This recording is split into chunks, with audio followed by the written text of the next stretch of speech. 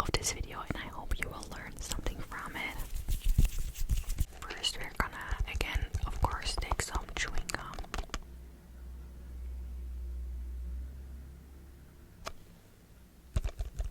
I also changed the noise of the microphone, like you can put it higher so that I don't have to talk too close to the microphone, because otherwise you can hear me breathing, and that's not very nice.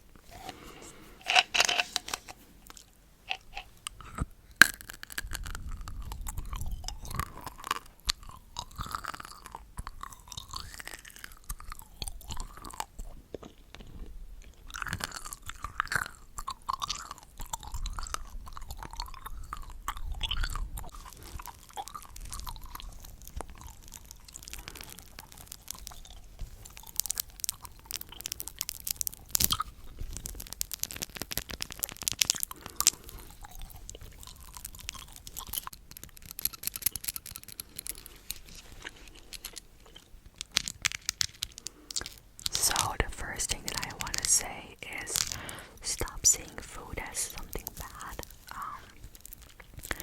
You have to really start liking the food and start really tasting it, and you have to stop seeing food as something you need to live, something you have to do because otherwise you'll die. A lot of people also see food as calories, and instead of seeing food as like that kind of thing, you really have to just like it. So it's also very important that you eat the food that you really like. So that's already like one step to start liking food again. Another thing that has really helped me is eat alone, because in my family there's always a lot of commentary about, oh, are you really gonna eat all of that, or oh, are you eating enough? But there's always just something. And eating alone and also living alone really helped me with the issues that I had with eating, because you're just alone and there's no one watching at your fingers, and I think it can really be helpful. And another thing that is something that I don't do, but I recognize it, that if you watch series while you eat, that you tend to binge more, because when your series or your thing that you're watching is not over yet, then you tend to take a little bit more, because you want to eat while your episode is still playing. And spoken about binge eating, I binged a lot when I was younger, and something that I still do when I have this urge to eat a lot, but I don't want to eat because I'm actually already full, then I just eat chewing gum or frozen ice cubes. I mean, ice cubes are always already frozen, but you get what I mean, because chewing gum actually, I don't think it's that healthy for your body, but you're eating something, and with chewing gum it's the same, it's literally just water, and that really helped me, because then you are tricking your brain that you're eating something, but it's just water or like ice. Another thing that helped me to stop binge eating is, if you want to eat a certain thing, just eat it, because in the end you are gonna eat it, trust me. When you tend to binge because you want to eat a cookie, but then you're gonna eat first an apple because healthy, and then you're gonna eat this and that, and in the end you're still gonna eat the cookie that you wanted to eat. So just eat it, don't restrict yourself, because it doesn't help.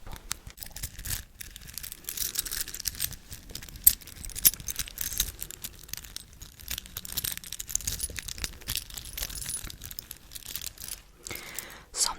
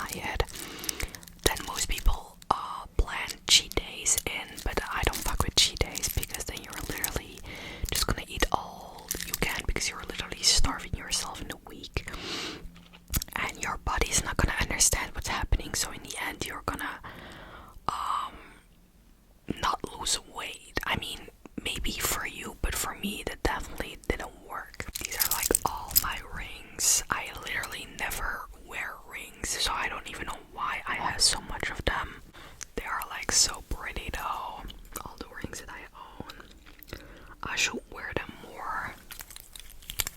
I really like finger fluttering with like rings on.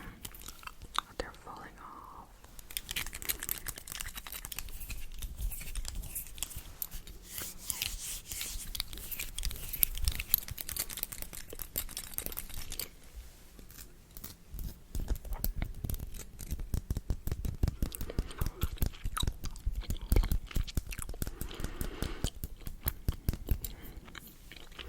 Then another thing I want to say is don't use food as a coping mechanism. So if you tend to eat whenever you're sad, whenever you're happy, whenever you're angry, then you are using food as a way to cope. And I think it's better to not have a coping mechanism. But if you really need one, then I think it's great to find another one.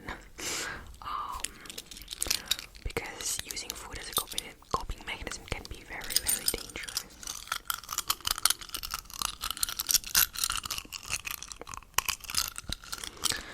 Also, another thing to recognize if you have an unhealthy relationship with food, as soon as you feel that food is starting to control your life, so you start to not go to places because there's going to be food involved, or you don't sleep over at people's houses because you can't choose what you're going to eat there, and like tiny little stuff like that, it can grow really fast into an eating disorder. So it's important to recognize that behavior. Yeah. Then another thing that is actually very normalized in this society is that you have to completely eat your plate, that you have to finish your plate, because parents just like raise their kids like that, and I understand. But if you're full, then you're full, then you don't gotta stuff it in you. Because I had like this this weird thing in my head that I couldn't eat without finishing all of it, even though I was already done and I was already full. I had to finish it all. There was like this voice that was telling me like, yeah, you have to finish it. But why? You can put it back in the fridge, you can put it back into the package. Like, you don't have to eat until you're full. I think that's something that I really had to learn.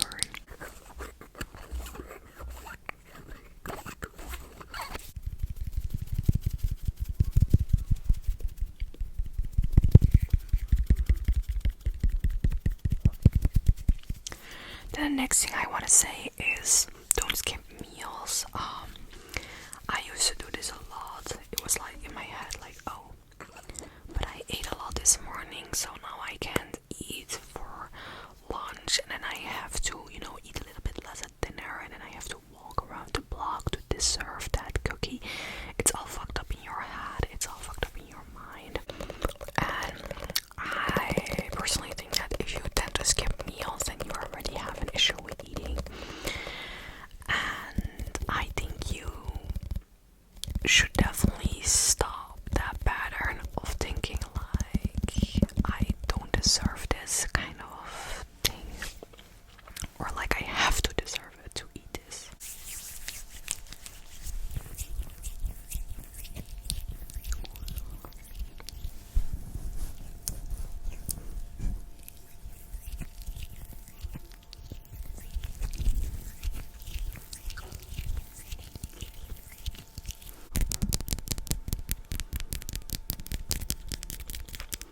The last thing that I want to say is that I think it's important after this video that you kind of think about your food patterns and that you think about your relationship with food. So what are your emotions towards food? What are your emotions while you are eating?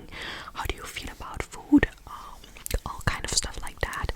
And if you notice that you kind of have a very unhealthy relationship with food, I think it's very important to seek for help. I think it's better to go to a dietist or to a psychologist before it's too late. So don't wait for the end, because that's just not gonna work like that.